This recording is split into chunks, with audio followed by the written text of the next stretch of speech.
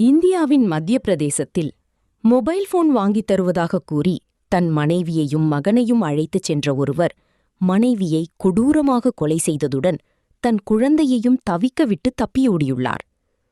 மத்திய பிரதேசத்தில் உள்ள ஹிமோத்தியா என்னும் கிராமத்தைச் சேர்ந்த ராஜேந்திர அகிர்வாருக்கு தன் மனைவி ஜோதி மீது சந்தேகம் ஏற்பட்டுள்ளது.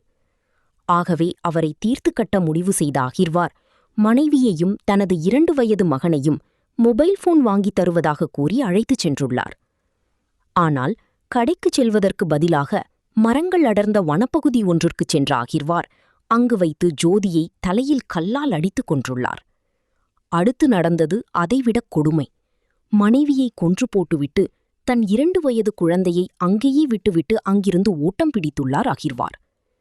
வெளியே சென்ற அகிர்வார் குடும்பம் வீடு திரும்பாததால் அக்கம் பக்கத்தில் உள்ளவர்கள் போலீசாருக்கு தகவல் அளிக்க சிறிது நேரத்திலேயே அகிர்வார் சிக்கியுள்ளார். விசாரணையின் போது அவர் தன் மனைவியை கொன்றதையும் குழந்தையை தனியாக தவிக்கவிட்டு வந்ததையும் தெரியப்படுத்த போலீசார் பரபரப்பாகியுள்ளார்கள். உடனடியாக 12 போலீஸ் நிலையங்களைச் சேர்ந்த போலீசார் ட்ரோன்கள், மோப்ப நாய்களுடன் சம்பந்தப்பட்ட வனப்பகுதியை சென்றடைந்துள்ளார்கள்.